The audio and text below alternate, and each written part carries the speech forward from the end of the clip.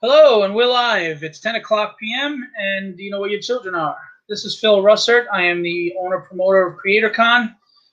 It's a convention where our celebrities are the creators, and we'll have wall-to-wall comics, thousands of comics. And if you can, go to www.creatorconevent.com. The website is under construction, but you can leave your email to where we can put you on an email list, and you'll get updates on everything that happens with Creatorcon. Before we get started with tonight's event, this is a project that's been done because I want to help artists. I mean, we're going to have big names on this show coming in the future, but I also want to help indie artists. I want to help unpublished artists who are trying to break into the industry. The whole point of this is to remember the community as a whole, to unite us, to help each other. We should be helping each other. That's the point. So I'm doing this, and I promise you, as much as we will have big names on future shows, well-known established people, everyone is welcome here. Even if you're unpublished, you're welcome to be a guest on this show. Having said that, I do want to do a few shout-outs before we get going. Mad Titan Comics, that's Mad Titan _comics on Instagram, is a really good comic dealer with great prices, everything from graded books and slabbed books to raw copies, etc. If you look on Instagram, his name is Eric Gunderson, and Eric Gunderson also has a group page under Mad Titan Comics. If you want good deals and you want that book, reach out, check him out, Instagram, okay? I also wanted to mention Lula Lucas. Lula Lucas is a local Long Island artist who's been really making headway in the last year. Very kind, very sweet person, also very talented. And she actually just made a great announcement that she's going to have a variant cover for Vampirella Trial of the Soul due in September through, it's a special variant due through Get Slabbed Comics. It will also be sold in retail at Royal Collectibles in Queens, New York, and Genesis Comics and Gaming in Ronkonkoma, New York. She's a very talented artist that takes commissions. Again, if you type in Lula Lucas, that's Lukas, you'll find her on Instagram and Facebook. Please follow and support her. We're also going to mention Hero Shack, HeroShack.com. Christopher Tomolovich, one of the finest people you ever meet, is the artist and writer of his own book, and he will be found, and all of his products will be found on HeroShack.com. He just had a successful Kickstarter, so keep an eye out for his next Kickstarter campaign that will probably be out soon, and you can go to his site to get all that information. I also want to mention Cody Johnson with Comic Chat Authority. Go to YouTube. They have a really good indie comic podcast. They do a lot of reviews of really indie comics, like the rare indie comics as well. And they'll have indie artists that you may not see very often interviews. They review their books and they have guests on. I also want to talk about Toypocalypse. Toypocalypse is an online toy store right now. You can find them on eBay at toypocalypse.net on eBay. They are working on their website, but please follow them. They have a lot of great toys, Q-Figs, Pops, horror pins, everything. So they're really kind people. It's Laura and Patrick Lynch. I really recommend you go check them out. They'll have everything for your kids, for collectors, etc. To round everything out, there's Let's Do This, LESDUDIS on Instagram. Let's Do This and letsdothis.com, which is the website, which I highly recommend you go there. It's basically letsdothis.com beyond pop culture. If you want to know pop culture and geek lifestyle, you want reviews on comic conventions, all those things, I have to tell you, Andy is great. He's very objective. He's a fan. So if you want to know what's a good con to go to, you go to his site. He'll give you the review. And he reviewed mine really well. Yay.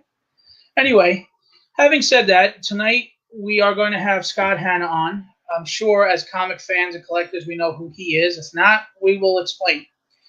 Before we do, I just want to let you know that Scott has his Arts and Fashion Institute that is run by him and his wife. They do art classes, which are going to be starting actually July 29th and 30th and August 4th and 7th. And Scott is a genuinely good person who really likes to teach. If you want to build confidence, if you want to build your skills, this is the school to go to. I also want to mention his wife. She's a wonderful lady. I mean, honestly, I can't say enough good things about her. She also runs her own Etsy shop. And at the Etsy shop, she has masks that she makes. It's basically, sorry, let me get that name. It's Helping Heroes. And what she does is she makes these masks for hospitals and hospice. And the masks are like superheroes, Doctor Who, all types of pop culture. And then there's also some generic ones that are just really nice looking. And I have to tell you, Pamela Patak is her name, by the way. I have to tell you, she's a very kind person, very talented. And if you've ever seen Scott Hanna at a show, he wears these custom-made comic shirts. Those are made by her. I mean, they're made custom for him. But if you like the quality, you see what she can do there. Just imagine what she'll do for the masks. So please go check out her Etsy shop. Okay, I'm sure it's going to be posted in the link. The link will be posted in the discussion room. So having said that, Scott Hanna is a legend in the industry. If you're a comic book collector, the chances are you have hundreds of books that he has inked. He's been on Batman, all the Spider-Man titles, Amazing Spider-Man. I mean, he's done major storylines like Batman when he had his, the breaking of the Bat, Nightfall. He's done he had, I think, 15 years on Spider-Man. He's done X-Men. He's done X-Men versus Avengers. He's done so many things. If you don't know who he is, you'd probably be surprised how many comics you own by him. So having said that, I'd like to welcome Scott Hanna into our chat. Hello. Hi, Scott. How you doing? Thanks for coming out and being my first guest. I appreciate it. Very good. Thank you for having me. Yeah, there's no better way to start with a legend in the industry. It's always weird to hear that about yourself. You know, we never think of ourselves that way. Seriously. Well, the humble ones don't, and I have to say, you're really one of the most humble stars. You know, I mean, you're a celebrity in the comic industry, and you're very humble, and it's always a pleasure to speak to you at shows. I'm sure a lot of people here have spoken to you at a show, and you're just a down-to-earth guy. It's fun to talk to you and just hear some stories that you tell, and I love your wife's shirts. Yes, I'm modeling one today. This is actually Star Wars villains characters, and she decided that I don't know if you can see it, but there's actually like a red and blue lining on the pocket because she thought, oh wait, they have red and blue lightsabers, right? So she's gonna add some lightsaber elements for me. So she throws these things in just to be cool and make it different and unique. That's really cool. Those little touches too show the fandom. You know, you love that. Yes, we embrace our geekdom. You know, that's how it works. Well, that's the funny thing is I think some people forget too that you're a fan and you were a fan of some of the people that we love as well. You know, I mean, getting in the industry, I can imagine you were probably humbled in the beginning and like, oh my God, I'm seeing my heroes or the people that I looked up to. One of the weirdest things for me is that when I was young, I never dreamed that I would end up being a professional doing comics. So you grow up loving this stuff, and I think I started actively reading superhero comics when I was about 10. But when I finally did decide to go into the industry in my mid-20s, I almost immediately started meeting and working with all the people I grew up with because they were still in the industry. And it literally, I think if you do this for a job, you're always a fanboy at heart. That's really the way it is. Was there anybody when you started that you got to work with pretty early that you were like, oh my God, I can't believe this. I'm working with so-and-so. Well, the first, I didn't really work with them per se, but one of the first kind of celebrities in my mind that when I got working at DC Comics, I used to visit the offices regularly because I lived in New York City. So I would come in, drop off work, or meet editors or whatever. My very first editor, who was giving me my first project, he was just walking me down the hall, and we ran into Dick Giordano, who is a totally legendary inker. We actually ended up getting to be very good friends over the course of my career. But he was working at DC at the time. I'm like, it's Dick Giordano, and he had like Neil Adams, and and he gave me a very quick critique, and I'm like, oh man, he's tearing apart. And he actually just gave me like this one little notation. I'm like, that makes perfect sense. He's totally on the nose. I'm going to pay attention to that. So that one of the things you do in this industry is you absorb like a sponge all the good advice you can get from the creative people who come before you, even the people who come after you. There's so many talented people that you want to learn from all of them. Well, I think one of the rules to success is you have to have a thick enough skin to be able to take criticism, whether it's hard or soft. Just take it for what it is. It's a way to improve, not a way to hurt. Yeah, it may sound a little weird to some people, but in my experience, I've worked with dozens and dozens of different artists.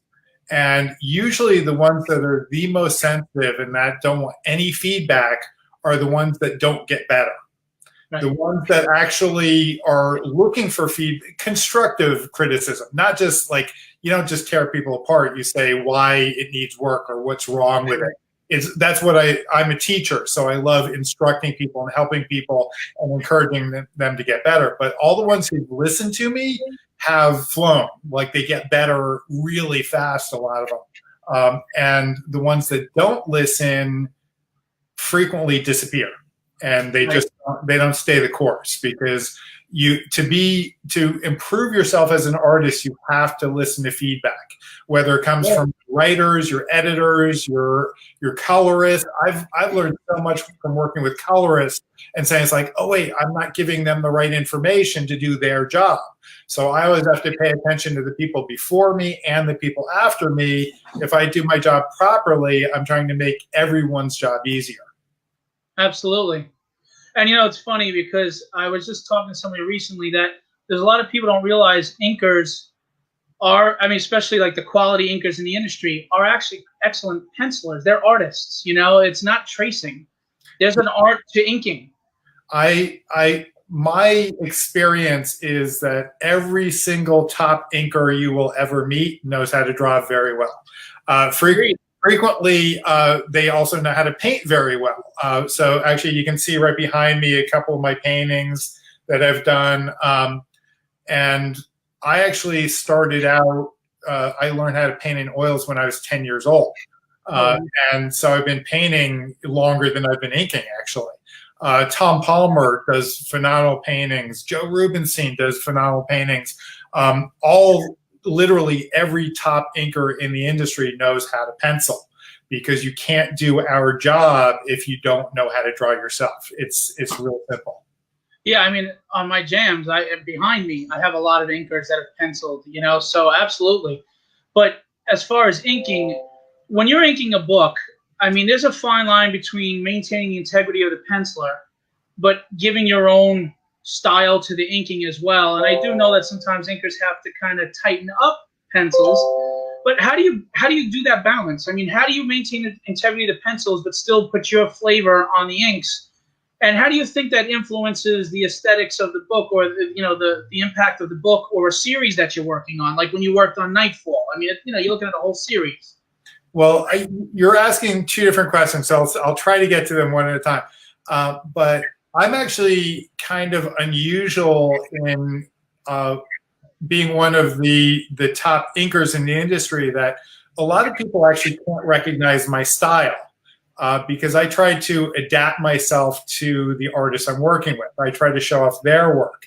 And I could very easily impose my own style on top of theirs and ignore what they did. And there are some really top inkers. I'll mention like Klaus Janson is a good example. That Klaus definitely works with certain artists very, very well. Actually, many artists very well. But he puts his stamp on top of it. Right. When I was a kid, when I was younger, Terry Austin was the same way. Phenomenal inker, made a gigantic impact on look of the X-Men for a long time and several other books he did, but you could always tell when it was Terry inking it as opposed to somebody else. I actually, because I started as a penciler, I actually wanted to work, when I decided to go into the inking end, I wanted to really respect the penciler's style. And so luckily, one of my skill sets is I'm very adaptable. I can adapt my style. I can change my style. So I can look very cartoony. I can look very realistic. I can look very angular. I can look very sharp or high contrast. I can do all those different things very, very easily. For some reason, it's become natural for me to adapt my style. In the early days, it would take me about half an issue to adapt to a new penciler. Nowadays, I can literally do it in a page. I get into the head. Do you think that's attributed to the fact that you can use so many different mediums for your art? Like you said, you do oil paintings and things like that? Or do you think that doesn't correlate? I think it correlates a lot because for instance, I was trained in fine art. My mother is a fine art painter who does portraits and landscapes. So I learned how to do real things and I learned how to do cartoony things. And that range, a lot of artists call style is kind of what you put on top of drawing ability. But some artists only learn style, so they can't have anything else. They learn one style and that's all they can do. The better the artist, usually their foundation of drawing is the solidity underneath it, and the style is just this coating that we can adapt and change depending on the circumstances. And because I learned how to paint and draw myself very well way before I got into comics, I found out that style is this kind of fun experiment, and it's this fun partnership that I get to team up with somebody else. I literally try to get into their head. I try to say, okay, how are they thinking? How is their work looking? And so I take my certain toolkit and say, okay, I'm going to apply this part of me to this. Now, no matter what, there's always part of me in there. Right. And also, one of my favorite things to do in comics is doing what we call finishes, where I get much rougher pencils. I'm able to finish the pencils in more of my style, and then I ink over my finishes. So that's one of the things I really enjoy doing because I think it's a little bit more my own personality. But even with that, I still will frequently look at what that penciler or teammate will do without me. Like the first time I worked with George Perez, I actually said, George, can you send me a bunch of your inks over yourself? Not because I wanted to copy him, but because I wanted to see how much detail he put into his work. Right. And so I wanted to put in that same amount of effort. I would do it in my own version, but I still wanted to reference his thinking, basically. Well, it's also doing research, and it's a sense of growing, too, because you're not just going in narrow-minded, like, I'm going to do it my way. You want to adapt to the situation and the style, and that's probably why you put out the best work. Exactly. And I've done that with so many different artists that I love trying new things and getting new looks. Anyway, so yeah, for me, working as a partner is really an enjoyable part of the process. And it shares with my teaching aspect that when I teach, I actually look at it as a sharing of information. And when you're a teacher, you actually learn just as much from your students as you do with teaching your students. That's a great attitude. I actually get feedback from them. I learn how to communicate with them. I learn all these different things from dealing with other artists and looking at how they view the world and how to give back and forth. I consider one of the specialties about cartooning, about comics in general, is that it's a collaborative medium. We get to work together with writers, with pencilers, with colorists, and all of us together are always trying to lift each other up and make it better than any of us can do individually. Well, before we get into my question about the influence, I wanted to ask you, just with the flow of what's going on. So speaking of creative teams, are there any creative teams that you especially love working with that you have in the past? Or Too many to count, but there are sometimes, very, very fortunately, you can work with a great partner. There are other times where you can also work with a great partner who's also a good friend, Right. or who becomes a good friend. So I've worked with one of my very first projects I got to work on at DC Comics was Doom Patrol, with Grant Morrison writing and Richard Case on the pencils. And even on that book, I was doing finishes on some of the issues. And Richard and I had both started, hadn't worked together, but we both started at the same small independent publisher. And so we hit it off really quickly. We worked together really well. And we're still friends now, 30 plus years later. Nice.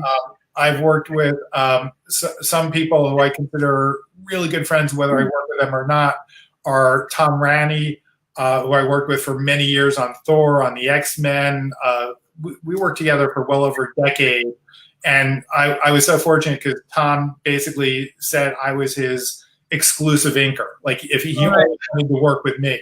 I worked with Mark Bagley for years, also a really good buddy. Whether we work together or not, we just get along well. We think, similarly in a lot of respects. And then I've worked with just some people whose skill level just blows me away and pushes me to be a better artist.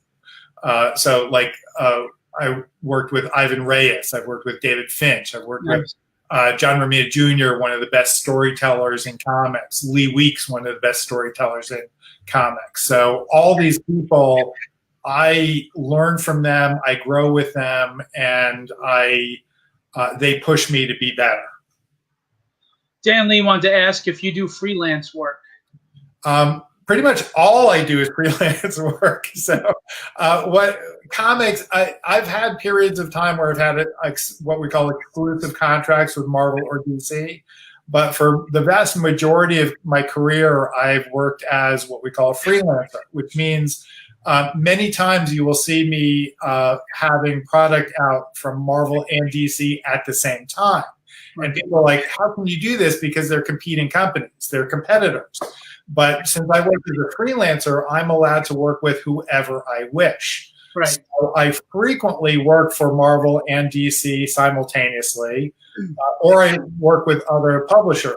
I just one of my books that just came out was called Storm Kids by John Carpenter's company, Storm King.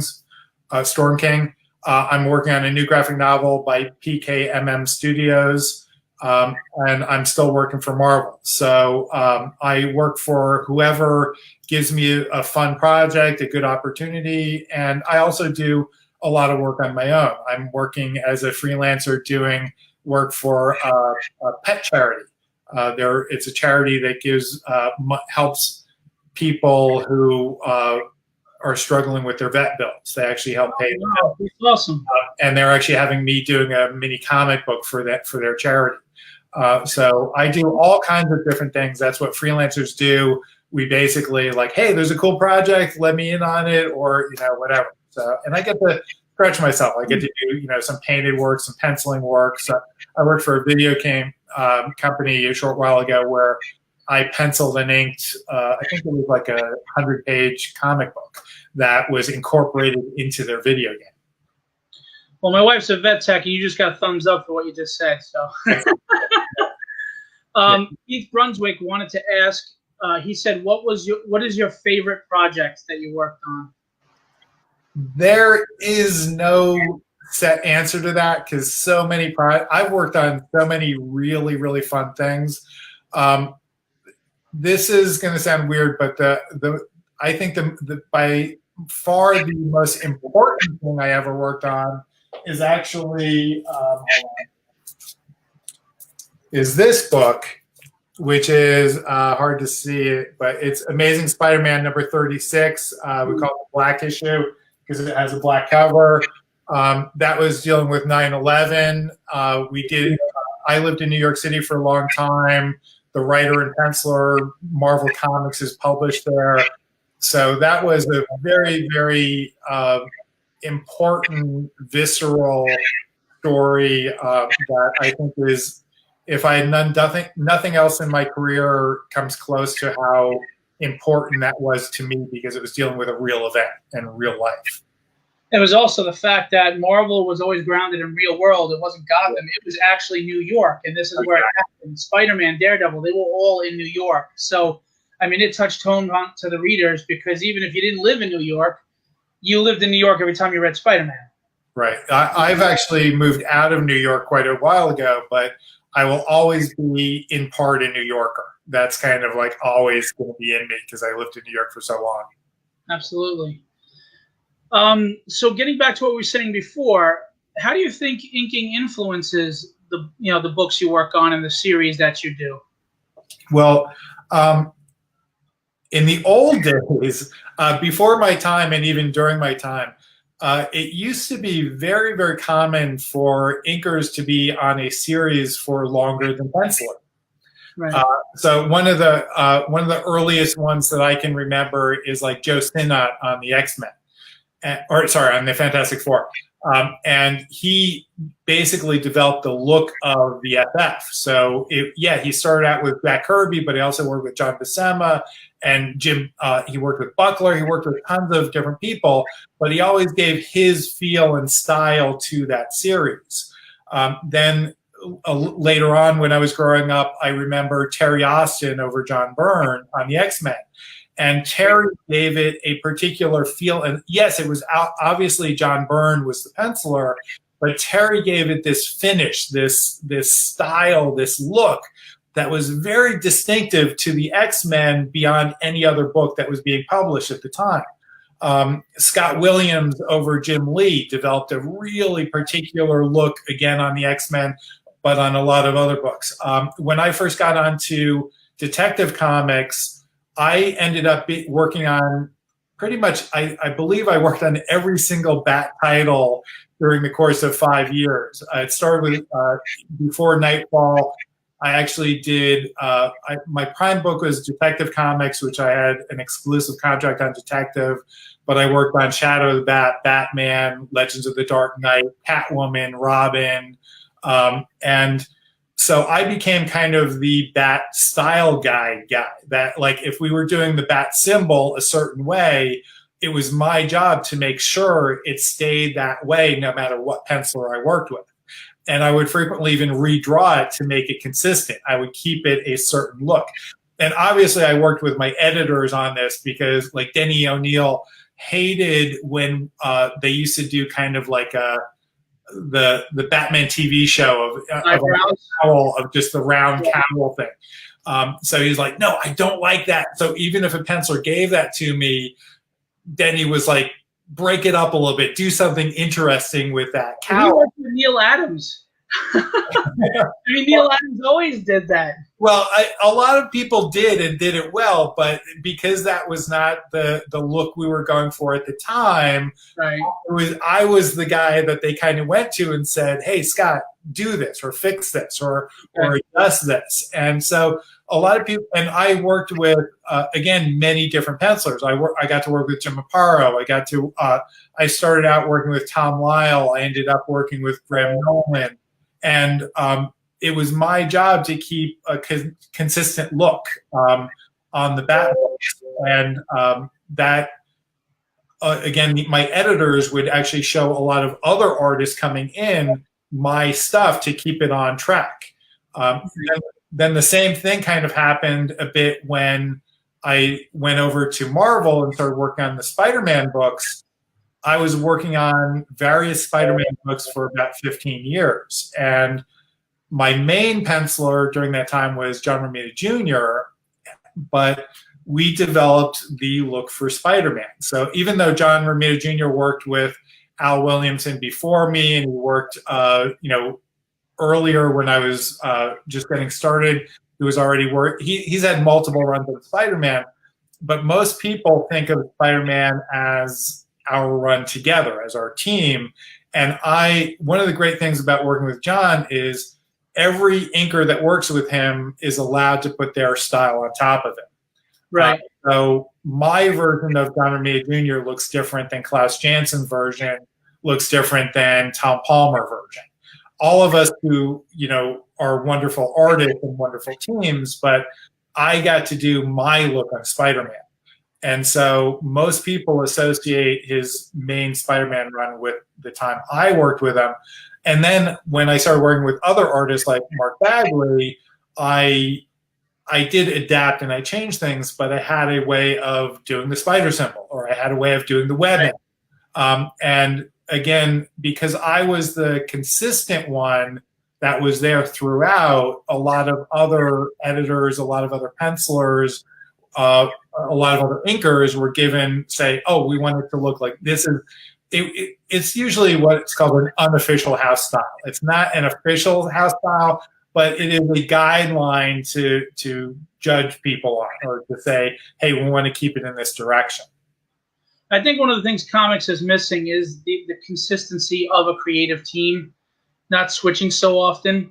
I mean, I understand why it's happening, but I have to say, as an old school fan, I do miss that, where Claremont, 17 years in the X-Men, and you just said, 15 years run on Spider-Man books, and you created that aesthetic, and we can associate, you know what I mean? Because people are creatures of habit, and when you're seeing the, you know what I mean? If you kind of, even though the character was created years ago, you can kind of make them yours in a way, to where now this is who that character is. We've grown to love, especially if that generation grew up with your Spider-Man, I agree 100%, because first of all, I think it's great for the fans. If you know what you're getting every month, like the fact that Mark Bagley worked on Ultimate Spider-Man for how many issues, but he was they had the same writer, the same penciler for ages, and people loved that. That was something wonderful. Now, it's hard to do. There are very few people like Romita Jr. or Bagley that can do a monthly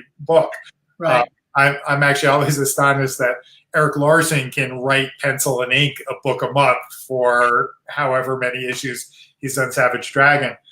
So it's difficult, and there's a reason why we don't do it, because it is so difficult to do. But I think it's better for the fans. I think it's also better for the creators, because we get to evolve with the character. We get to change, adapt our styles. We get to make an impact. We get to really care about those characters we're working on. It's not just a flash in the pan of, oh, it's an assignment that I get this month. It's wow, I've been caring about this character and what we do with them for sometimes decades. And that's I also think that then when changes for the character happen, they seem more natural, like a human being would evolve in life, because you have nurtured this character for so many years, as opposed to new creative team, I'm going to put my take on Spider-Man. Well, that's a drastic change sometimes that doesn't resonate with fans, because people don't change that drastically like that. Changes happen through experience and through time. So yeah, when you're a creative team for a long time, you get natural change with the character that is believable, and it's relatable. So I think that's missing. When I was working with Bendis and Bagley on Ultimate Spider-Man, Bendis was putting Peter Parker through the ringer. I remember before he killed the character. But he was lit. I think we had killed off Gwen Stacy, the Ultimate version of Gwen Stacy, and all this horrible stuff kept happening to Peter. And I'm like, man, I love what we're doing, but I'm getting depressed. And Brian was like, don't worry about it. We got something cool going on here. And so we ended up doing essentially a Freaky Friday story where Ultimate Wolverine and Peter Parker switched brains. And we just did goofy stuff of Wolverine taking over Peter Parker's body and Peter Parker taking over Wolverine's body. And it was fun, and it was lighthearted. It was great, because we all knew we were getting too dark. We needed to lift it up a little bit, make it a little happier, and then we could go back to being serious again and stuff. And when you're working as a team, you can do that very organically, very naturally, and it doesn't disrupt the flow of saying like, oh, we're all of a sudden going to bring in a totally different team to lighten the mood. It's like, no, we did it ourselves in an organic way that really made it work. So Steve Garcia was asking what inkers were your favorite, and what inkers were his faves that he studied and is inspired by. Okay, that's an unusual question because most people assume my answer would be famous comic book artists. But in actuality, because I had a very broad education in art, I was mostly influenced by what we call the Golden Age illustrators, who basically in the late 1800s to early 1900s, during the golden age of illustration, the primary print medium for art was actually pen and ink. So we had these phenomenal pen and ink artists like Franklin Booth, like Joseph Clement Cole, Heinrich Clay, Frederick Remington. I can't even name all the influences that I have, but I still look at those artists for interesting textural techniques, for new ways of doing values, for old ways of doing values. So I try to sometimes get out of the comic book box, go back to these classic illustrators who worked exclusively in black and white and pen and ink, and see what they were capable of doing. And the work still holds up really, really well today.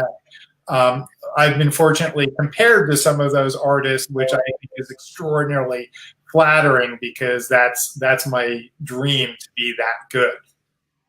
Well, I know you're a motivated man. I know how hard you work. By the way, Pamela is getting a lot of love for that shirt in the comments. Excellent. Yeah. So knowing how hard you work, knowing how much you put out, over 21,000 pages inked. It said that you have inked the most pages in the industry since recording. And I know that there's times where you do 2 to 3 pages in a day. How do you balance quantity and quality? I mean, most people have to give a little bit on one or the other, but you seem to put out high quality with such a quantity. Well, my goal was never to be a fast inker. I didn't want to be the, oh, he's done the most stuff ever guy. That was never my goal. That was a byproduct somehow. But my goal was always to do quality first. And one of the tricky things in the publishing industry is that editors love you to be on time because they can get the product out. Especially the publishers or the printing companies would frequently punish the publishers if they miss a deadline. So if a book shipped a week late, there would be a fee imposed upon the publisher. They'd lose money. Okay, so the publisher's incentive was to make sure this came out on time, which is not easy to do when you're dealing with artists. Artists are, not always the most disciplined people in the world, and stuff like that. So from the publisher's point of view and the printer's point of view, they want it to be on time. And the incentive is, okay, get it done. But from the artist's point of view, our name is going on the product. So as soon as I know my name is going in that book, I want it to live up to my standard of quality of, I don't want to be ashamed to say I did that. I don't want to ever say, oh, I did that because it doesn't look good because it was rushed. Right. And not only for my own personal point of view, but also because the editors have a very short memory.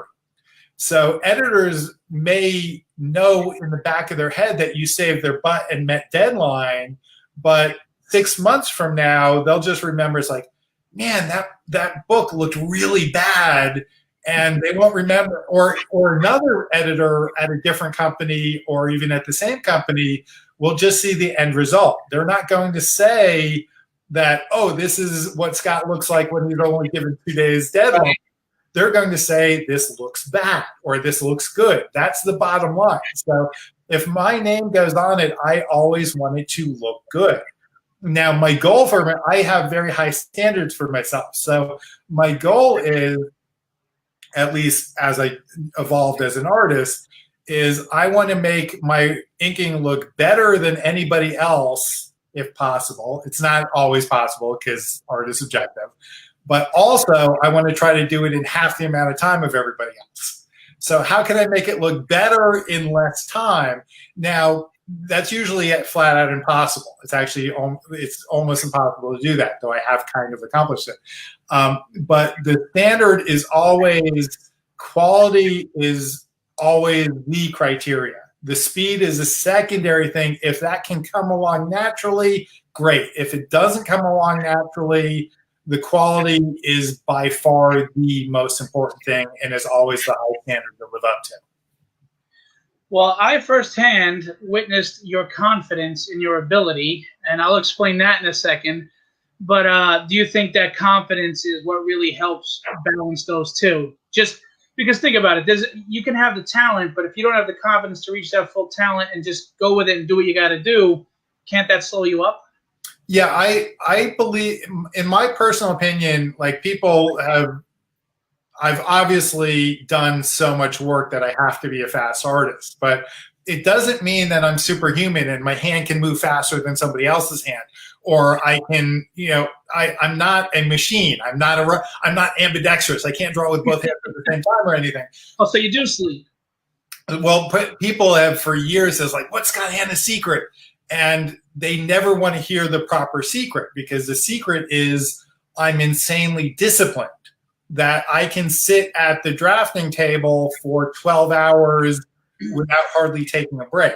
I can draw for when people say, oh, I'm drawing for 8 hours today, they're like not really actually drawing for 8 hours. They're sitting at a table wondering what they're going to do, getting distracted. They're questioning themselves. So the confidence aspect allows you to actually put your hand on paper more often. And the more your hand is touching the paper, actually doing the stroke, amazingly, the more you can accomplish in getting the work done. So yeah, it's normal for me when I've got deadlines to do, I think on average, I generally do about 3 pages a day of inking over some really detailed ink or pencils. Actually, the really super detailed guys I've worked with might slow me down to 2 pages a day. Now, when I say 2 pages a day, that usually means a 12-hour day. So 8 hours to me is like I'm goofing off big time if I'm only working 8 hours. That's like, oh, I'm on vacation now because I only work 8 hours. So it's amazing what you can accomplish if you work 12 hours at the table, but it takes a lot of drive, it takes a lot of discipline, and it takes a lot of no distraction. So luckily, I've got a very patient, understanding wife who's also an artist, so she understands what it's like to have that drive to be, it's not just self-discipline. It's always trying to get better. It's always pushing yourself to improve and to work at it. And the bottom line for me is I'm just so grateful that I get paid to do something I love to do. So, and yeah, that comment is no, I am not superhuman. I'm driven.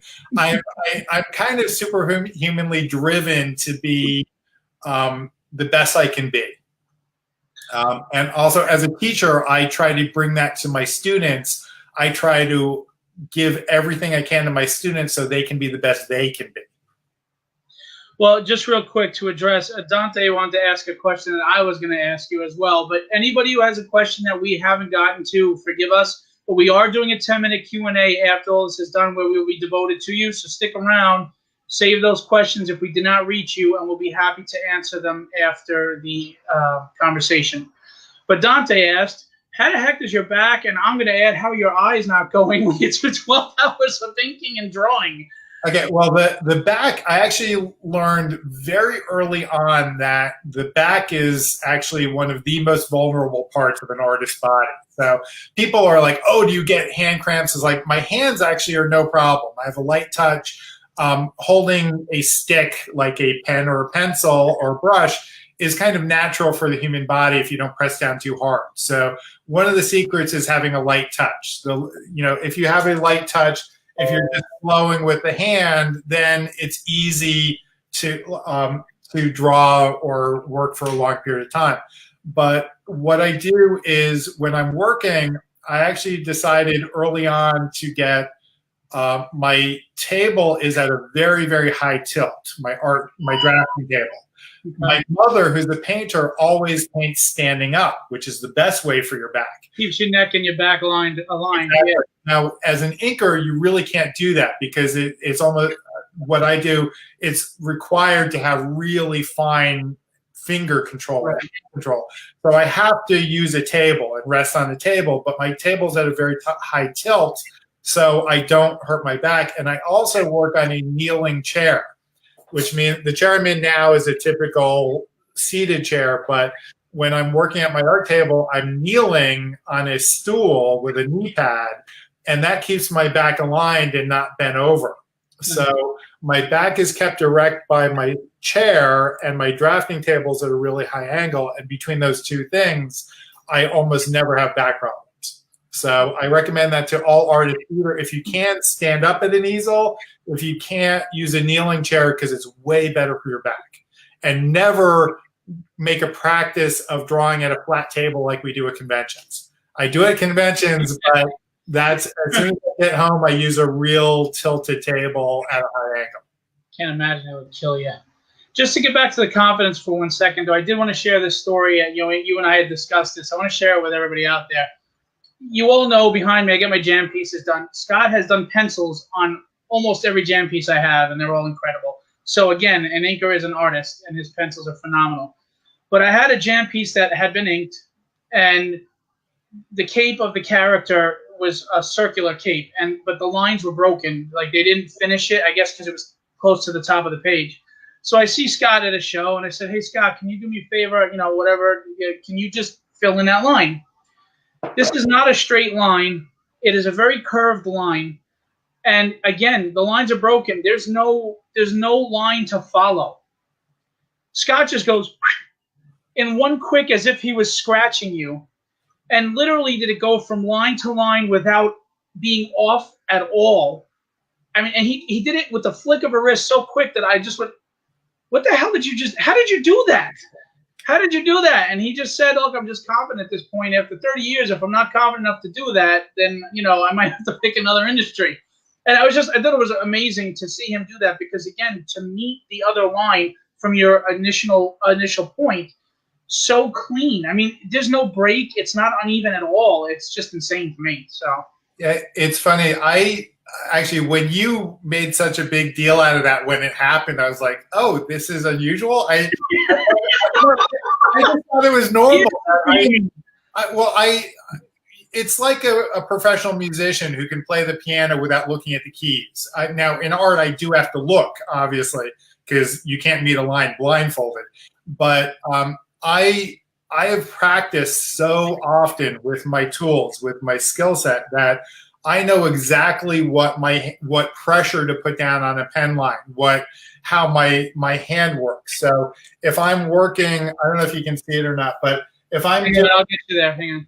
If I'm doing a line, actually, yeah, you're on full screen right now, so they can see. Okay, so if I'm doing a line, I want to be able to know where my line is going, what my line is doing, and this is obvious. This is actually on an easel, so it's a little bit less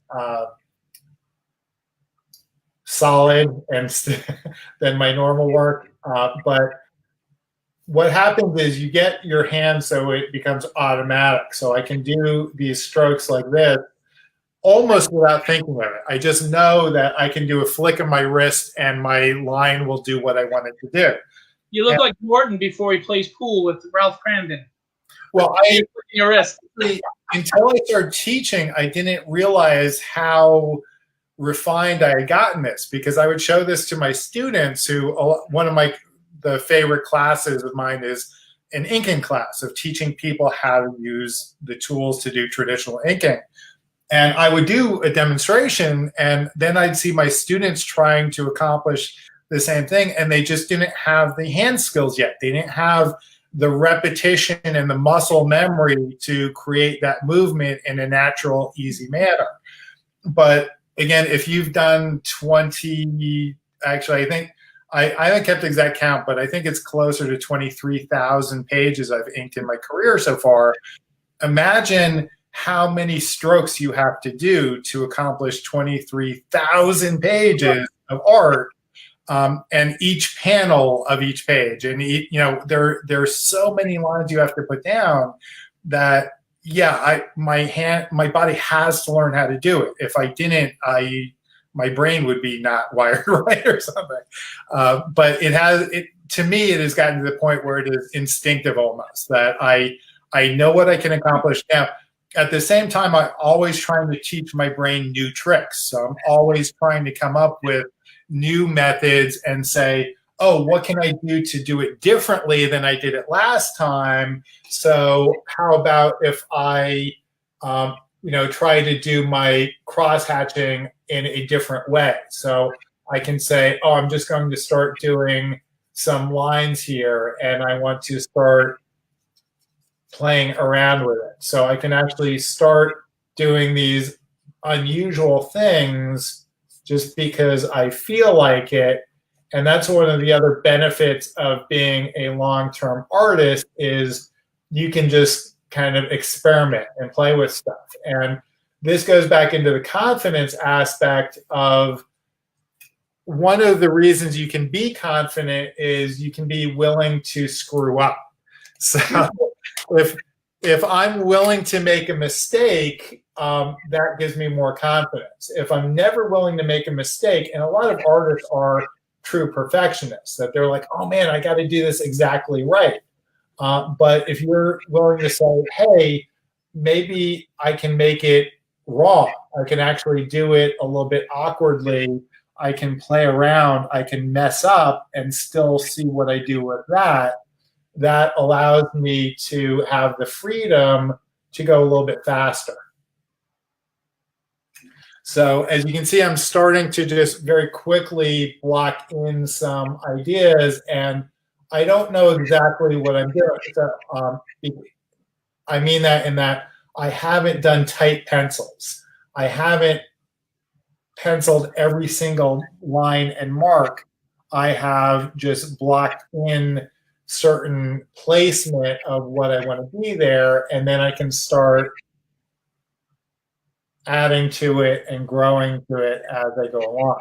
To me, this is one of the really fun things about my job, especially when I'm doing my own pencils, is I can experiment, I can play, I can goof around a little bit and see where nature leads you. But it does help that I know what I'm capable of. So I know that I can make a mark like the line weight change on the cheek. I can do it very quickly with a couple of strokes. If it's not perfect, I can refine it. I can add shadows. I can make it improve as I go along. Do you have any tips as far as line weights and multiple light sources and things of that nature?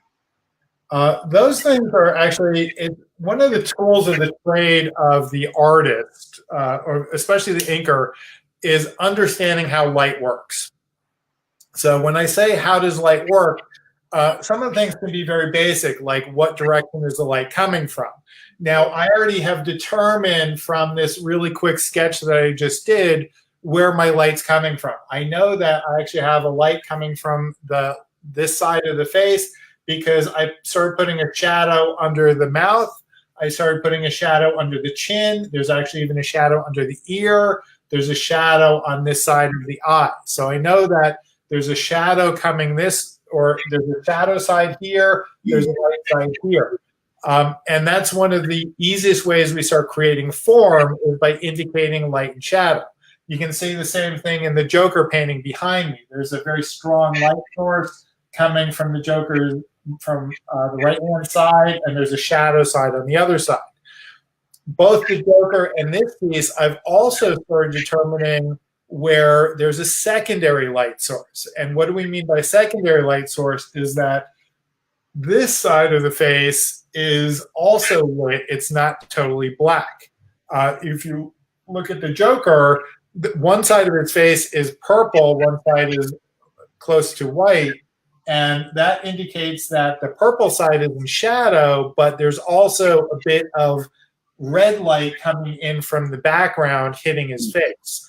So I've got multiple light sources going on in color, In black and white, I have to indicate, or frequently have to indicate, multiple light sources so that the colorist can go in and apply his color in the right manner. That means that if I'm doing this shadow shape on the cheek, that's indicating to the colorist that you can't make this flat flesh color and this flat flesh color. I want this to usually be a different color of light coming in here. So I've actually had multiple discussions with colorists where I do a shadow line in between two planes of the face, and the colorist will color it flat. And I would call up the colorist and say, shadow there. That means that there are two light sources. And this one particular colorist, I won't give a name, he said, oh, well, no matter what you give me, I'm going to color it with one flat color. And I said, no, you can't do that. I'm indicating there are two light sources. Right. And so I explained to him, and I actually did a demonstration for him in Photoshop saying, this means one light source, this means another light source. They're usually of unequal value, meaning one is brighter than the other. And I said, we'll make it really easy. Every time I do a line like that, just make one side a cool color and one side a warm color. Right. And do something like yellow and blue or orange and purple or any color combinations you want, but just make one side warm, one side blue. And it doesn't matter which side. And he started following my directions, and it was great. Every time he followed my directions and followed the hints I gave him in the inking, he nailed it, and he just, the whole work was better. Now, there's some colors I work with that I know they're going to get it right off the outset. Like I've had the really good fortune to work with artists like Laura Martin. Laura's one of the best in the business. And every time I give her any indication of a light source or multiple light source, I know she will immediately pick up on it, know what to do with it, and make it even better. And so that's part of the communication, that's part of the collaboration, and part of my understanding as an artist that I have to understand what the colorist will do after I'm done with my work. Even if I'm the colorist, I want to know where to go. So I have to, the more I understand color, the more I understand light, the better the end product will be. What are your thoughts on cross-hatching as far as, you know, the different shades of shadow that are on the anatomy? Well, one of the big things that the way we represent form is primarily through what we call value, which is how light or dark something is. So, for instance, I very quickly started indicating that there's darkness in this area. It gets a little bit lighter here and darker here. What? Your speaker is crackling. Slow down. So I just got a note that my speaker is crackling a bit. So sorry about that. One of the things I can do is I can darken a tone by putting more lines on it. So if I want this area to be darker, I can start doing the lines in different directions to make that value darker and make it more convincing as a shadow. So I can do this with parallel lines all going together in one direction, which we call hatching. I can do it with two directions or as many directions as I want. I can do 5 or 6 directions. I can do 10 directions. I can literally do as many directions as I care to make it the dark value that I would like it to be. So, and one of the primary techniques we do for cross-hatching is we also want to make darkness fade into light. So we frequently call this feathering, where I will take a dark area and want to make it go lighter. So I will open up the lines and fade this into a solid block. That's a lot of talent to be able to change the pressure of your hands in that one fell swoop. And that's, yes, it's entirely about the pressure you're putting down, how hard you're pushing down, how you're picking up or pushing down on the pen or the brush. And that's why my favorite tools are using a brush or a quill pen that are very, very pressure sensitive. So that's why having a light touch is very helpful. So we have to know when and how much to just lift up with a little touch of your fingers to lift that up to make it go from dark to light like that. By the way, we have, oh, where'd he go? Sorry, that was the wrong one. Dennis. Dennis Chrysostomo. I don't know if I pronounced that right. I'm sorry. He's an artist.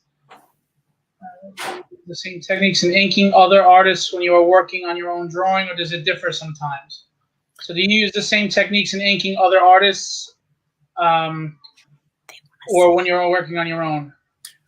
Yeah, I pretty much use the same tools, but it depends on which artist I'm working with. I might be predominantly using a brush with somebody who's a very fluid style, a very slick style.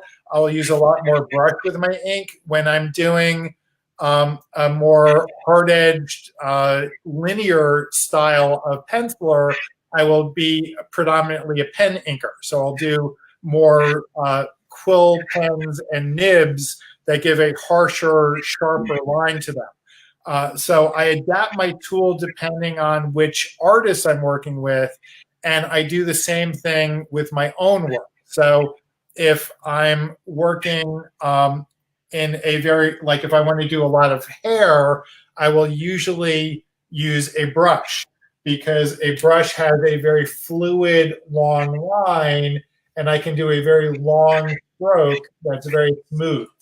If I'm doing something delicate, like if I were doing teeth or if I were doing a hand, I might do a lot more pen work.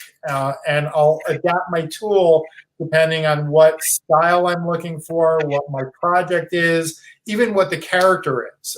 Like if I'm working on Batman, I want to use a lot of shadows. I'm going to use a lot of solid blacks. If I'm working on, I had a recent Booster Gold commission. I always think of Booster Gold as a very much a daytime character, that he's bright. He's not using shadows the same way. I tend to like, one of my big influences, I love film noir. I watch movies all the time. I love black and white movies. I love the harsh lighting, the very strong lighting that we do in film noir all the time. So if I'm doing Batman, I'm going to do my film noir style. If I'm doing Spider-Man, I probably won't be doing my film noir style. So this is actually a traditional brush that you can see. It actually comes to a very fine point. It's actually flexible. It's literally made of hair, of fiber. And this is one of my favorite tools. I can also use a quill pen like this. And this actually has a metal tip that you dip into a bottle of ink. Both of these I would dip into a bottle of ink. And then I would ink using a quill pen for really fine line quality. There's no ink on here, so it won't work. But this would actually give me my really fine lines. The brush would fill in a lot of my contour lines, my long lines, my bold lines, and my fine black areas. Or I can mix and match them. I very, very frequently mix and match my tools and my techniques. So I might start with a brush and I'll go to a pen, or I might start with a pen and go to a brush, and I'll mix and match depending on what I'm trying to achieve. But essentially, you use every tool at your disposal. So with that said, any projects you're working on now that you can share with us that aren't top secret? Well, I can share one of the projects I'm working on, but I can't show you because it is top secret until we get the book out there. But one of a really, really fun project I'm so excited on that I'm working on right now is called Werewolf by Night. We're doing a totally new interpretation of the Marvel Werewolf by Night characters. So this is not just an updating of the classic Werewolf by Night. This is a new take on the characters, actually brand new characters in reality. But it's a really phenomenal project. I'm working with a phenomenal penciler I've worked with before, Scott Hanna. So we've got 2 Scotts on the book. I'm working with 2 different writers. One of them, Taboo, is a famous musician. So he's bringing, they're both bringing this amazing style and feel to it because of the musical aspect. We're actually doing musical references in the storyline. It's actually incorporating it into the character. We're doing tattoo elements. We're doing all these different cool takes on it. And we're starting it out as a 4-issue miniseries, which I believe is launching in October of this year. We've been working on it for a while already, but it will be coming out then. Makes sense for a werewolf story to be coming out in October. But it's a really fun project, and I really, really hope it launches us into something like an ongoing series, because we can take this in so many different directions. And it is such the whole team is fantastic. It's one of my classic comic experiences where everybody's worked together from editorial all the way down to colorist and letterer, that we're working as a unit. We're pushing each other, we're stretching each other, we're having fun with it, and it's just a really, really fun project, and I cannot wait for this to hit the stands. Well, I think actually there's a big gap right now in Marvel horror. We had Dracula in the 70s, and then we had Blade come out, and we had Man-Thing. We had the horror aspect in Marvel that we haven't seen in a long time. So this could launch that again. I know there's a lot of people that love horror, and they miss the Marvel horror stories that were out. So this could be a big thing. I'm hoping so. It's funny because Scott Eaton and I had actually worked on the Conan book Serpent War, which is a big crossover between all the Robert E. Howard heroes, and they also were tying it into the Marvel universe. So we got to do Moon Knight and Conan and Solomon Kane. And in that series, we worked on the first issue of the mini, and we got to do a classic image of Moon Knight fighting Werewolf by Night, kind of flashback to the Marvel storyline. And that got such good reaction. I was like, wow, you guys do a really good werewolf. So then we got the book Werewolf by Night. It was like, yay, we get to do werewolves. And as an inker, like, I love animals, and because I get to play with textures. When we're doing fur, when we're doing monsters, you get to play with all these textural visual aspects. And so it's just a really fun project. Like I said, I'm really, really looking forward to it. Anytime I get to work with Scott Eaton, it's a joy. Having the two Scotts teaming up together is just a real pleasure. Again, we push each other all the time.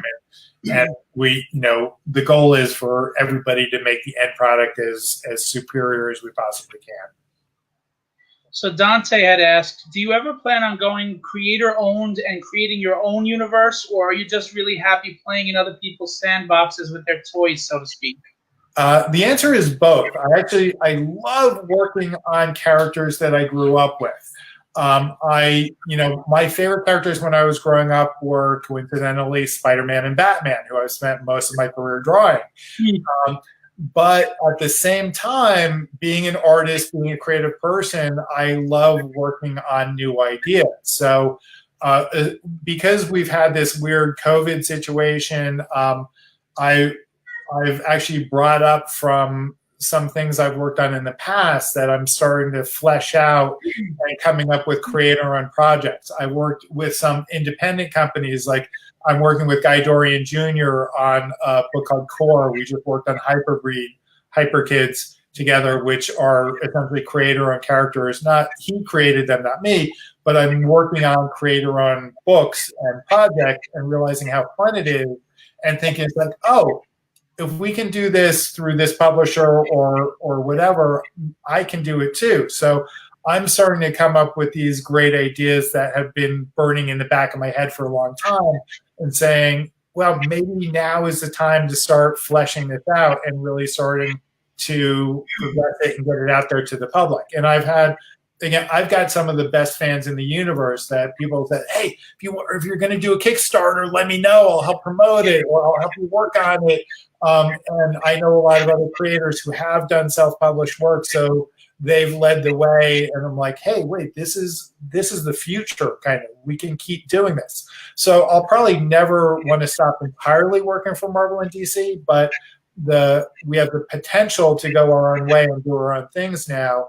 And as a creative person, that's always a joy. And even to get to pick your own teammates. You know, a lot of times in comics, I get recommended on a project by a penciler, by a writer, by an editor. But if it's a creator-owned project, you can say, hey, I love working with you. Let's work together. You know, so I can work with a colorist or a writer that I want to work with. Even if it's me or my wife or a friend that I've wanted to work with for a long time or haven't worked with it for a long time and really loved when I did work with them. So there are all these possibilities for the future that are in the works right now. So I've got a couple of creator-owned projects I'm working on. One is actually an historical World War II story, which is phenomenal. So we're getting to do all this research on actual World War II things and do airplanes and uniforms and equipment. Some of them are dealing with animals because I love animals. So I'm very much of a cat person. I love all animals. And so we've got a cat-centric story that I'm working on. You're getting more thumbs up from my wife. Yeah, it's cool when your passions, when your love of things in your normal life can get thrown into your creative life, and the best creative stuff happens when it all comes together. Well, this is the age of Kickstarter and Indiegogo, and indie comics and everything are making a big surge right now. Obviously, the climate helped that. But I mean, this is the time for you to jump. Yeah, if you have those ideas, get them together and put them out there. And you obviously, you have the support for it.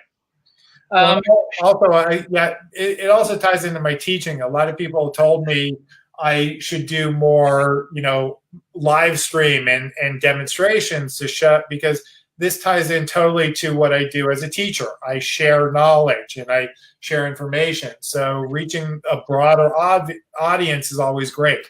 So because of the shutdown, I had to start switching to a lot of my classes are being done digitally. So I do it on a Zoom class with a student instead of doing it one-on-one. I prefer one-on-one, but you can get across a lot of information because we have technology now. We can do this stuff. So it's a great experience to reach more people.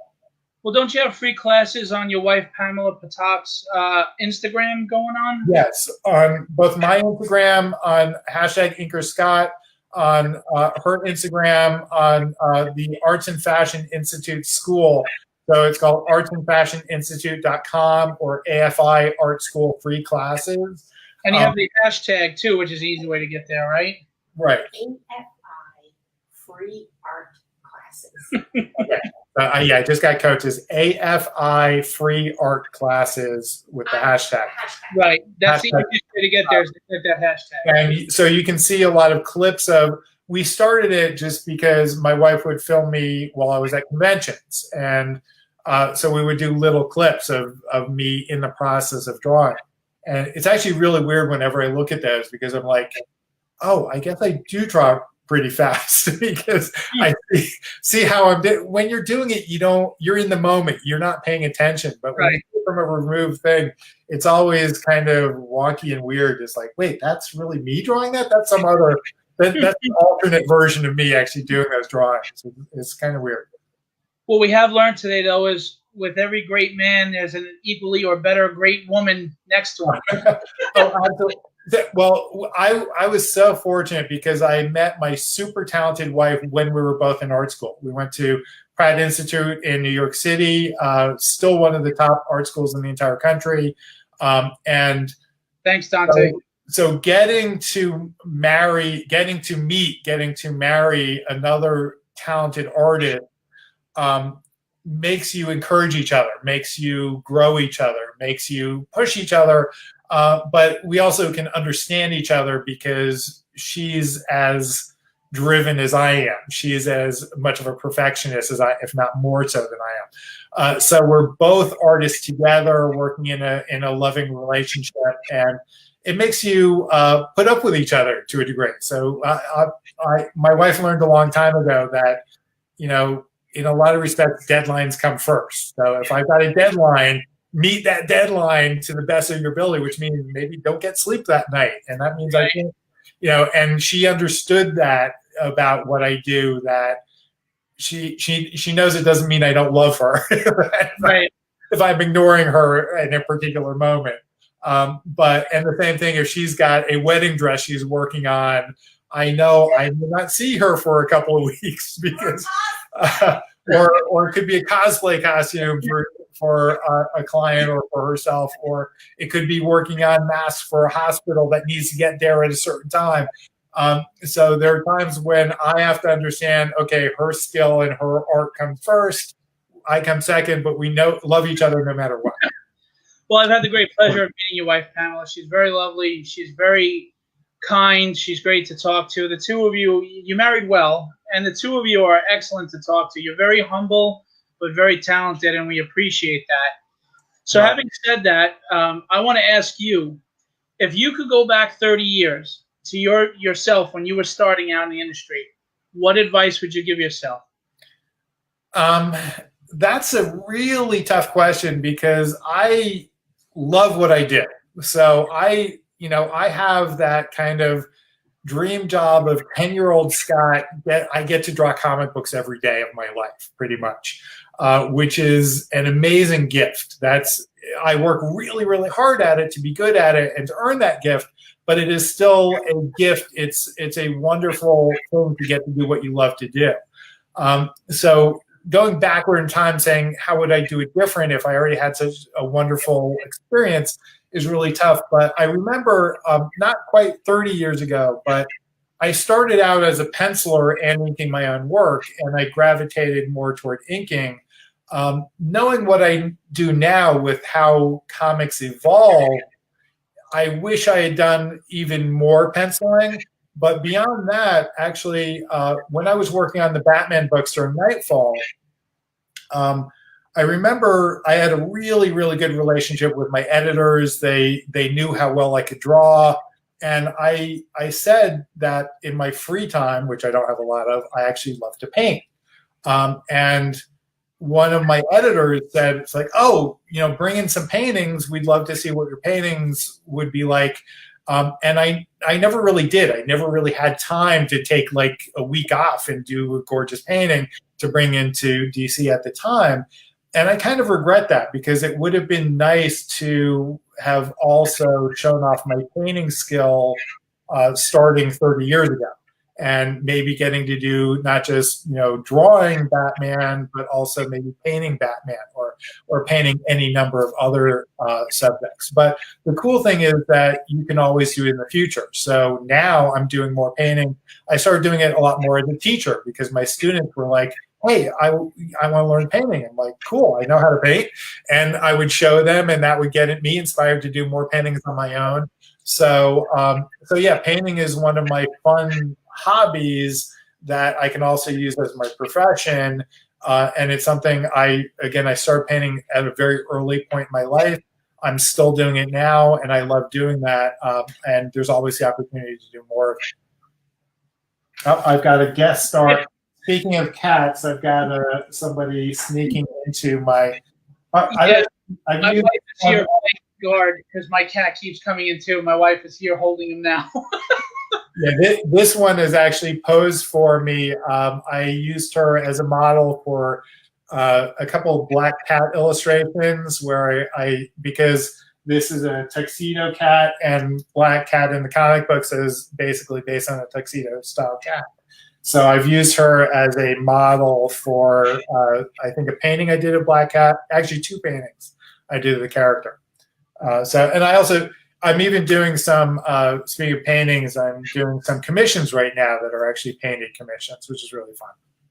Well, your cat's doing like every other cat, has to find whatever iPad, newspaper, whatever you're working on to lay on. So. Yeah, exactly. Luckily, because I have my drafting table at a high tilt, she can't walk on my artwork. Yeah. That's a must. So she can't walk on this because it's upright. That's the other thing to learn. So we're going to go into a Q&A session for people. We were going to do 10 minutes, but if you're up to it, we could do a little longer. It's up to you. Okay, we'll see how it goes. I know we missed a few questions. I do apologize. But if you have questions, this is the time now to throw them out there. And if you don't, then we won't have a 10-minute Q&A. We'll cut it short. You can use it any other way you want. And I also want you to please plug anything you want. I mean, I know we've spoken about some things. Feel free to plug everything and anything again. If you want to continue with some art instruction, please go ahead. Let's do some free time here and go from there. Yeah, let's get into the questions. I know Pete Vasquez, I don't know if he's still with us. He asked a question earlier. I can look it up and let's see what he said. Pete, oh Pete, where art thou, Pete? He asked something about the actual what you use, your utensil, what kind of pens and ink and oh, here you go. What supplies Scott uses? Is it the Hunt 102 or have you gone digital? I know someone else, Steve Garcia, asked about digital. What kind of paper do you use? I have not gone digital pretty much at all. I will use digital normally in our production of comic books. I have to. I work traditionally, though nowadays we do frequently what's called working for blue line scans. So my cat is knocking things over. It's all right. So I will sometimes work from digital scans, print them out as blue lines, ink them traditionally, scan them back into the computer, and then I might do some cleanups or touch-ups digitally. I've done certain corrections digitally. Like one time a few years ago, we did, I was working with Tom Gromit on a book, and we did, I think we were up to like page 19 of a story, and then the editor said, "Oh, I'm really sorry. The style guide we gave you for one of the characters that's on like 15 pages, we got her hair wrong. Could you redo her hair?"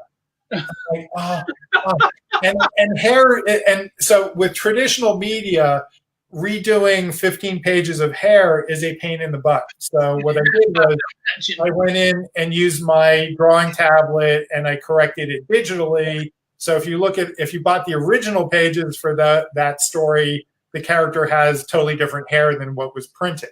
But I prefer to do traditional whenever humanly possible. As far as my tools, I was holding up a couple of them.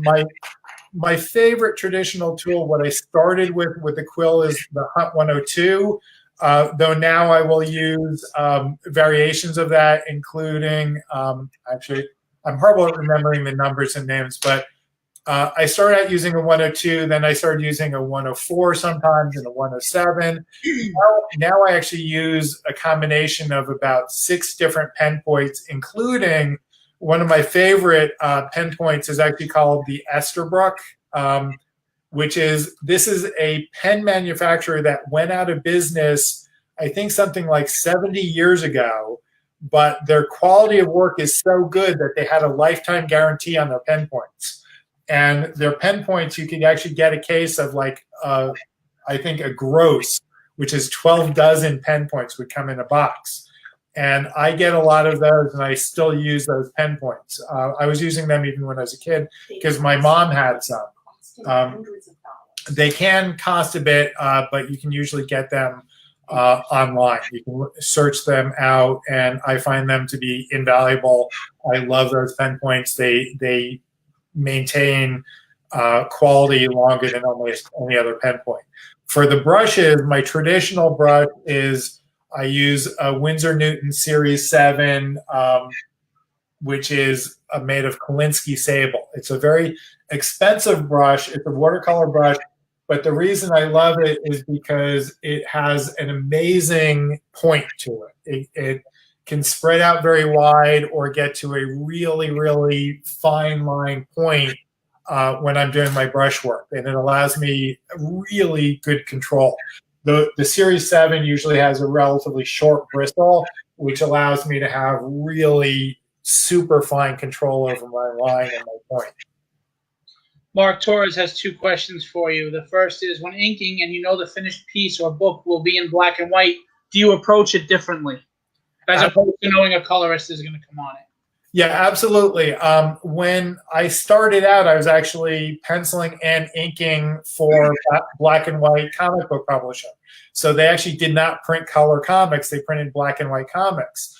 So when it's printed in black and white, you expect a lot more line work is going to show up. You have to do more with the values. So I will even do gray washes sometimes if it's going to be printed in black and white. Actually, hold on a second. I'm going to pull out a piece. Hopefully you can see this. This is actually not for a comic book. This is actually a book illustration, and it's framed in glass, so it might be a little bit shiny. Right there's good. There's no glare there. But you can see this is actually for a book illustration that's printed in black and white. So it's not meant to be colored. Because it's not meant to be colored, I did a lot more with the values, with the detail of it. Now, I've done this much detail in comic books on occasion, but most of the time there's no point in doing all this fine. Oh, that's a cat again. Anyway, there's no point in doing all this detail if it's going to be printed in color, because a lot of times the color will actually hide the line work.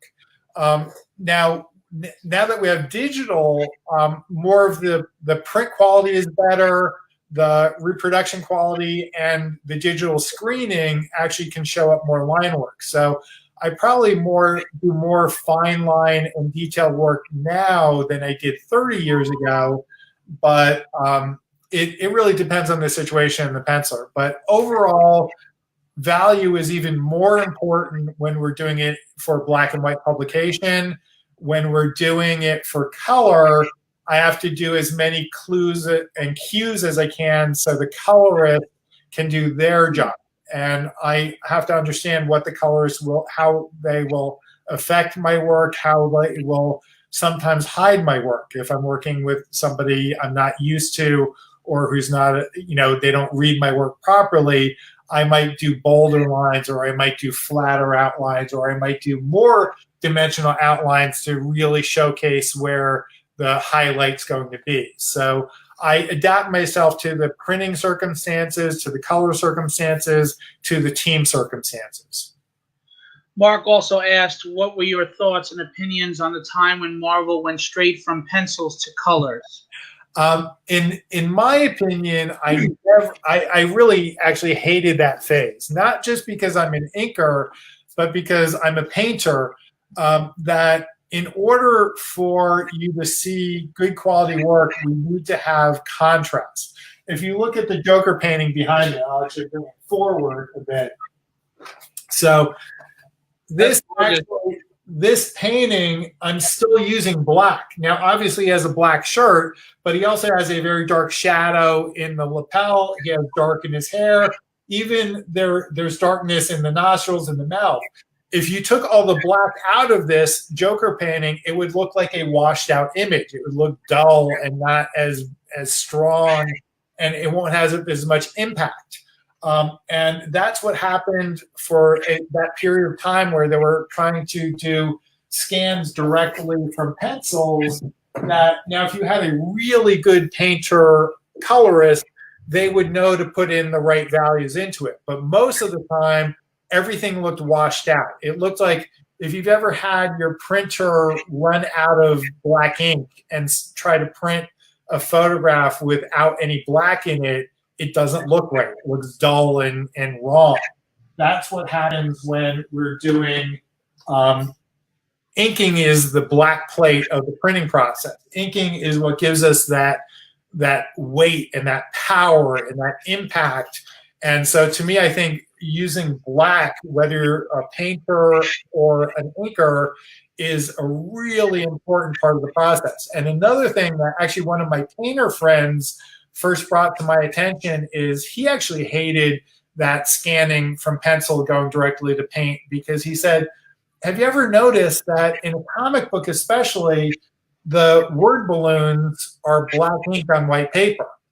And because the words are printed in black, it actually ties into having black in the art itself. So the black ink work and the line work in the art ties into the fact that in the print medium of comics, we use words. And so the words look better next to inked line than they do against washed out non-inked lines. Does anybody else have any other questions in the Q&A? Anybody? Going once? Going twice? Anybody? Okay. All right. Well, Scott, I wanted to say this before we wrap it up today. In all seriousness, on a human level, on a personal level, you obviously have accomplished a lot in your career, and you could easily have, no, you really could easily have an ego. I approached you 2 years ago for my first show. I was a fledgling, no proof of what was going to happen, and you were kind enough to be a guest on my show, and you really elevated, obviously, the credibility of the show. You've been a good friend to me since then. You've blessed my jams with some amazing work. Every time I speak with you, you're a very humble, very down-to-earth, kind person. I know it's embarrassing you a little bit right now. I can see it in your face. But with all sincerity, you really are one of the finest people I've met in the industry, and I really appreciate you coming out and being my first guest on the show. It's been a success, and that's obviously because of my guest, not because of me. I do have to say, too, I really want to give your show props because you put on a show that's like the classic comic book show, that you care about the creators, you care about the fans, you make it about comics. You don't make it about, everybody out in the universe. And for those of us who love comics, who work in comics, that's what we're there for. And we want to connect with the fans. I love conventions where I can actually talk to people. And your show is one of those where it's not so humongous that you get lost in the crowd. Gigantic shows are great. I do New York Comic Con every year, but I love the smaller shows where I can actually spend time with people and communicate one-on-one, face-to-face. I've had so many fantastic experiences with fans, and even a lot of fans have become friends. I've gotten to be friends with people I've met at shows because they're just so nice. Dante is actually one of those. Dante is, he's so wonderful that, he takes care of me when I'm at a show. I want to take care of him back. I just want to be, I want to be friends with these people because they love the same things I love. I said before, I'm still a fan at heart. So we're still all I always want to remember, until I die, I want to remember the time when I was on the other side of the table coming up to the artists that I love. And I've been so fortunate because I've gotten to work with so many of those people that I used to be on the other side of the table of. And I've gotten to be friends with them. I've gotten to be coworkers. And I've had other people who met me at a con or who I helped encourage them that they became professionals as well. So it's a wonderful circle that helps everybody. Well, the fact that you're confident but humble is a very strong quality. It says a lot about you. As far as Dante, he's a big supporter of me too. He's just an all-around good guy. So I say thank you to him. There's a lot of people I can thank right now that are supportive, and I'll do it another time. But I really appreciate you coming out. You are always welcome back. I really look forward to where we can get conventions again so we can see you and have that interaction, because it is always, no matter what, it's a pleasant interaction to come see you at your table. And you have that inked jam piece that I've got to get. You have my inked jam piece, that Avengers. Yes. It's all done. It just has to be mailed out to you, but we're going to take major precautions so it happens out. Just as one last note, that because of the lack of conventions this year, normally I do not do at-home commissions because I'm working full-time for Marvel and DC, and I'm doing conventions. So in the past, my sketch list was pretty much confined to only when you saw me at a convention, you could get a sketch from me. But because the conventions are not running this year, I actually am doing at-home commissions. So if anybody's interested, they can contact me on Instagram, #inkerscott, or here on Facebook, Scott Hanna on Facebook. You can message me, and you can actually get commissions from me. And I'm actually only about a week or so behind right now on my sketch list because I've been working on Werewolf by Night this week. that distracted me a bit. But I'm very happy to do commissions, or you can also contact me through my art dealer, theartistchoice.com. He arranges commissions for me and sells all of my original artwork that I have for sale. Spencer Beck. I worked with Spencer before I became well known. So way before I got onto Batman or Spider-Man, I was working with Spencer. And one of the things I've always loved about Spencer is Spencer got into the business because of the old guys who weren't getting enough attention. So he still cares about the classic artists, the artists that I grew up with. And he's been a really good buddy and a good friend. And he's a great one to sign up with commissions for me, or like John Romita Jr., Mark Bagley, tons of other artists he works with as well. Yeah, I've worked with Spencer with my shows, and he definitely cares about his artists. He makes sure you're well taken care of, makes sure that the promoters are doing right by you. So, as a matter of fact, he was at my last show, and he was very happy with how well I treat the artists. So that's a good thing. Yes, you treat us well. You treat us. There's no complaints whatsoever. So thank you so much. Well, again, listen. Thank you to you. Thank you to Pamela. For all her help and making sure she's keeping you in line. And her work is wonderful, and what she's doing is wonderful. So please go to her Etsy store. Please check out their school. Classes are starting up soon. You are not going to learn from a better teacher. I mean, there's the compassion that's involved while building your confidence, but at the same time, really teaching you what you need to know. I highly recommend it. Again, Scott, thank you so much for coming out, and I hope to have you back. And again, thank you. Thank you so much. Had a great time, and yeah, keep on doing this. You're doing a great job. Thanks. I hope to. Thank you. Have a good night. All right. Have a good night, everybody. So that was episode 1. Hope you all enjoyed it. We had a pretty good turnout. I am grateful for everybody that came out. I'm grateful for the participation. You guys are all awesome. I really appreciate the support. I know Scott does, because Scott is a really good guy. I'm just going to let you know that Tuesday I have Al Garza coming on. The following Friday I have Will Conrad coming on. The following Friday after that, he just wrote here, Geraldo Borges. I hope I pronounced your name right, buddy. Another fantastic artist. He will be on. Chris Campana will be on. Shelby Robertson, Jason Metcalf. And I'm telling you, we're going to have some great people. I mean, I'm talking Rags Morales. I'm talking Keith Williams. I'm talking Chris Batista. I'm talking Joseph Rubenstein. Alex Sinclair. We have a lot of people. Ryan Kincaid, Mike DeBalfo, Sora Sung. And then we have some great young, unpublished, or just newly published talent coming, like Lula Lucas. And we're going to have Christopher Tomilovich on. And we're going to have a lot of people on here. Got a friend here, Dan Lee, who's got a book that's about to come out. He'll be on here eventually. So I just want to say thank you to everybody coming out. Please continue to follow, support, and share. This is for the artists. I make nothing from this. I don't want to make anything from this. I don't need to. All right? Hey, Jacob Bear, how are you? So, unfortunately, we're just wrapping up, Jacob. I'm sorry. But you can see it. It'll be there for you to watch. So, again, thank you for the support. Come back Tuesday, 10 p.m. for Al Garza. Of course, I'll be flooding everything and spamming so you can all see it, okay? You guys are awesome. I've met some really great people. You're all in this thread. God bless you guys. And anybody that wants promotion, before every show, I will announce 3 to 5 people. I will give you a shout out.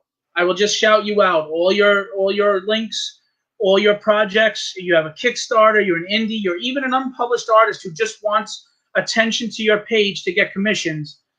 You send me a direct message, and you will be getting a shout out before a show. Okay, you guys be good.